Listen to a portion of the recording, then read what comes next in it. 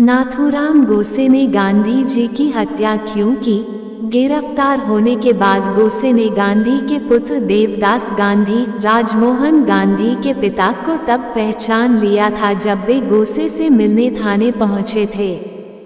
इस मुलाकात का जिक्र नाथूराम के भाई और सह अभियुक्त गोपाल गोसे ने अपनी किताब गांधी वध क्यों में किया है। गोपाल गोसे को फांसी नहीं हुई, कैद की सजा हुई थी। जब देवदास गांधी पिता की हत्या के बाद संसद मार्ग स्थित पुलिस थाने पहुंचे थे, तब नाथूराम गोसे ने उन्हें पहचाना था।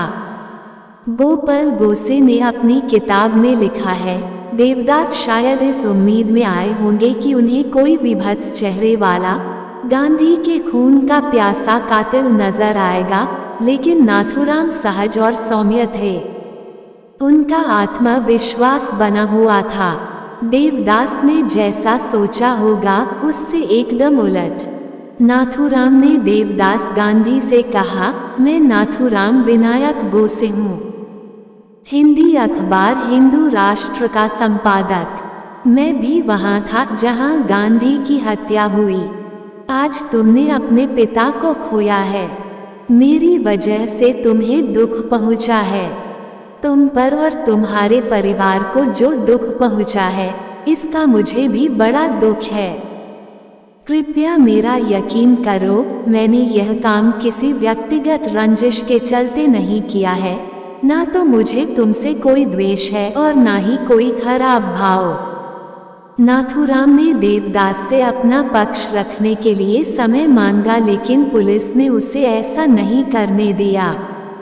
अदालत में नाथूराम ने अपना वक्तव्य रखा था, जिस पर अदालत ने पाबंदी लगा दी। गोपाल गोसे ने अपनी पुस्तक के अनुच्छेद में नाथूराम की वसीयत का जिक्र किया है, जिसकी अंतिम पंक्ति है, अगर सरकार अदालत में दिए मेरे बयान पर से पाबंदी हटा लेती है, ऐसा जब भी हो, मैं तुम्हें उसे प्रकाशित करने के लिए अधिकृत करता हूँ। पहली बात, वह गांधी का सम्मान करता था। उसने कहा था, वीर सावरकर और गांधी जी ने जो लिखा है या बोला है, उसे मैंने गंभीरता से पढ़ा है। मेरे विचार से पिछले 30 सालों के दौरान इन दोनों ने भारतीय लोगों के विचार और कार्य पर जितना असर डाला है, उतना किसी और चीज ने नहीं। दूसरी बात जो नाथूराम ने कही, इनको पढ़ने और सोचने के बाद मेरा यकीन इस बात में हुआ कि मेरा पहला दायित्व हिंदुत्व और हिंदुओं के लिए है, एक देशभक्त और विश्व नागरिक होने के नाते। 30 करोड़ हिंदुओं की स्वतंत्रता और हितों की रक्षा अपने आप पूरे भारत की रक्षा होगी, जहां दुनिया का प्रत्येक 5वां शख्स रहता है। इस सोच ने मुझे हिंदू संगठन की विचारधारा और कार्यक्रम के नजदीक किया। मेरे विचार से यही विचारधारा हिंदुस्तान को आज़ादी दिला सकती है और उसे कायम रख सकती है। इस नजरिए के बाद नाथूराम ने गांधी के बारे में सोचा। 32 साल तक विचारों में उत्तेजना भरने वाले गांधी ने जब मुस्लिमों के पक्ष में अपना अंतिम उपवास रखा, तो मैं इस नतीजे पर पहुंच गया कि गांधी के अस्तित्व को तुरंत खत्म करना होगा। गांधी ने दक्षिण अफ्रीका में भारतीय समुदाय के लोगों को हक दिलाने की दिशा में शानदार काम किया था, लेकिन जब वे भारत आए तो उनकी मानसिकता कुछ इस तरह बन गई कि क्या सही है और क्या गलत, इसका फैसला लेने के लिए वे खुद को अंतिम जज मानने लगे। अगर देश को उनका नेतृत्व चाहिए तो यह उनकी अपराजयता को स्वीकार्य करने जैसा था। अगर देश उनके नेतृत्व को स्वीकार नहीं करता तो वे कांग्रेस से अलग राह पर चलने लगते। इस सोच ने नाथूराम को गांधी की हत्या करने के लिए उकसाया। नाथूराम ने भी कहा, इस सोच के साथ 2 रास्ते नहीं हो सकते। या तो कांग्रेस को गांधी के लिए अपना रास्ता छोड़ना होता और गांधी की सारी सनक, सोच, दर्शन और नजरिए को अपनाना होता, या फिर गांधी के बिना आगे बढ़ना होता। तीसरा आरोप ये था कि गांधी ने पाकिस्तान के निर्माण में मदद की। नाथूराम ने कहा, जब कांग्रेस के दिग्गज नेता गांधी की सहमति से देश के बंटवारे का फैसला कर रहे थे, उस देश का जिसे हम पूजते रहे हैं, मैं भीषण गुस्से से भर रहा था।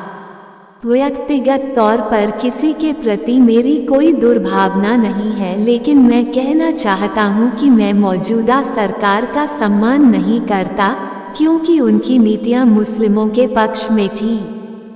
लेकिन उसी वक्त मैं ये साफ देख रहा हूं कि ये नीतियां केवल गांधी की मौजूदगी के चलते थीं।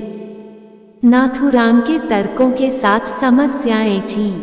मसलन, उसकी सोच थी कि गांधी देश के बंटवारे के प्रति उत्साहित थे, जबकि इतिहास के मुताबिक मामला बिल्कुल उल्टा था। उन्होंने कहा कि कांग्रेस में गांधी तानाशाह थे, लेकिन उन्होंने ये भी कहा कि कांग्रेस के अंदर अपनी बात मनवाने के लिए गांधी को भूख हड़ताल करनी पड़ती थी।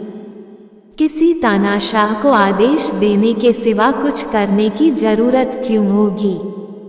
नाथूराम ने गांधी की अंतिम भूख हड़ताल, जो उन्होंने पाकिस्तान को फंड जारी करने से भारत के इनकार करने पर की थी, पर सवाल उठाए, लेकिन यह उन्होंने तब किया जब भारत अपने ही वादे से पीछे हट रहा था।